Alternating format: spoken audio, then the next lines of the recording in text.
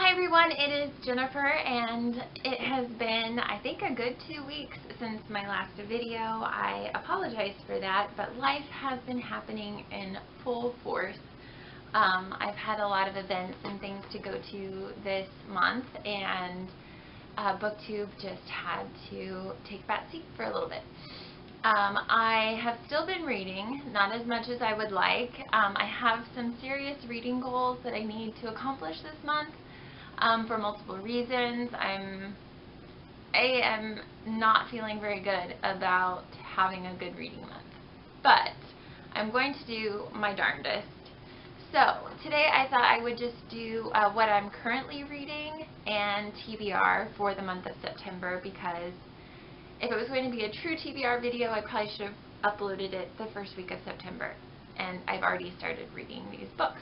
So the first book on my list I have actually started, and I'm pretty far into it.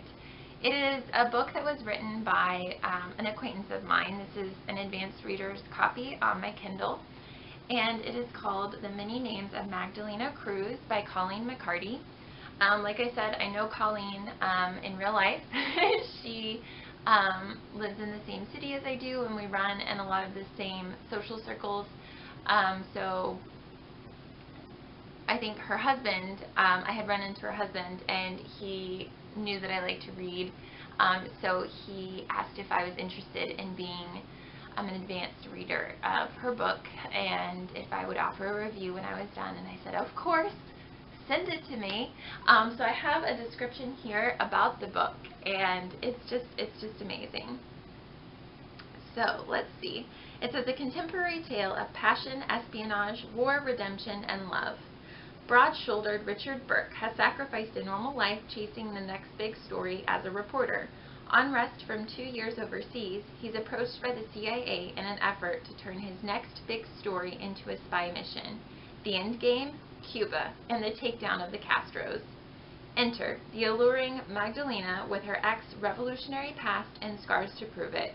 She's not faring well under Castro's communism, doing laundry for rich patrons under the punishing supervision of Cuba's international spy network. She's looking for an out, for love, to feel again, and Richard Burke is exactly what she wants and nothing she needs. Thrown together, torn apart, betrayed and beaten, the lovers must overcome years of historical animosity and their own personal demons if they are to succeed. But whose endgame are they fighting for, and can they afford to choose each other? I also have a picture of the book. It is a beautiful cover. This is what the cover looks like. Hopefully you can see that.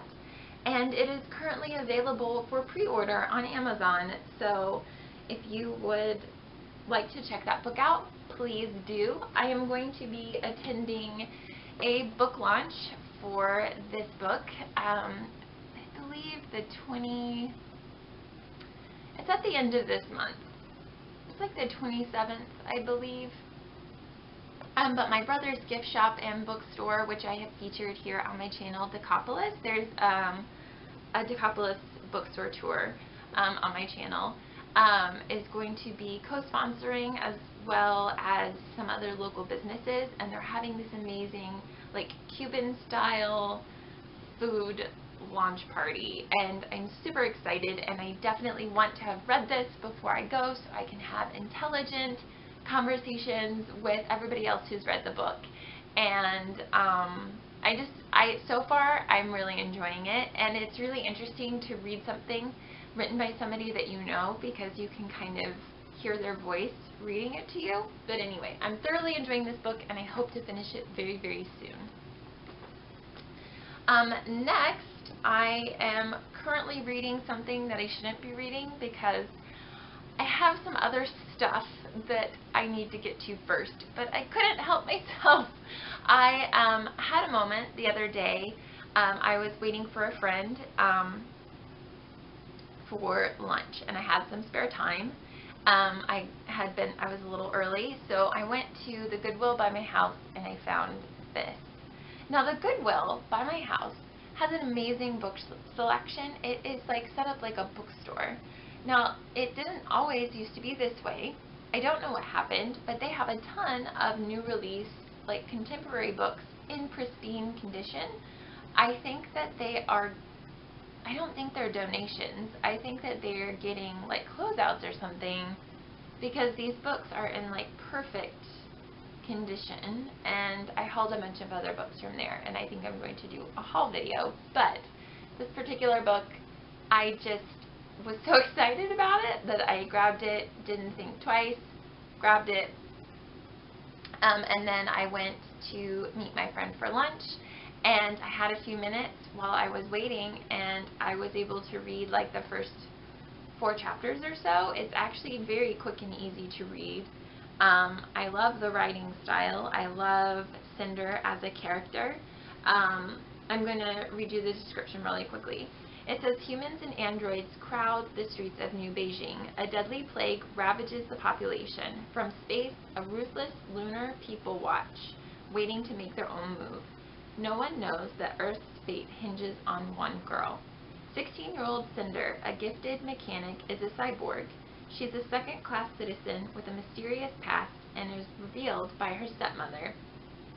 But when her life becomes intertwined with the handsome Prince Kai's, she suddenly finds herself at the center of an intergalactic struggle and a forbidden attraction.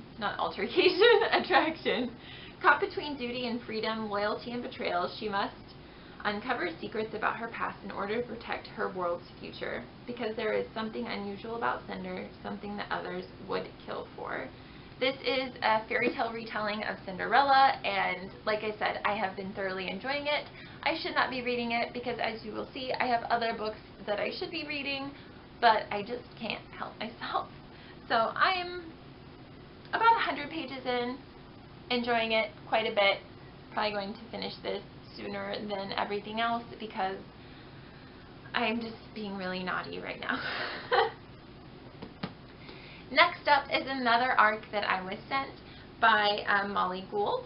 This is called Dennis and Greer, A Love Story. This is an advanced reader's copy, and I am really excited to read this. It sounds so sweet. So basically, Molly said in her email to me that she inherited a bunch of letters from her grandmother and journals.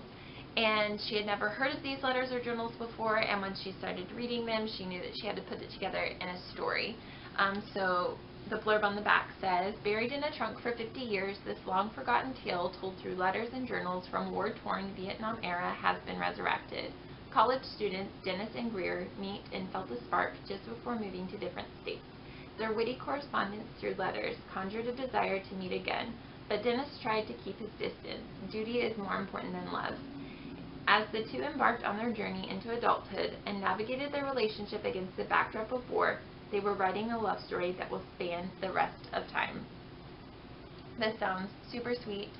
I am very much looking forward to this book.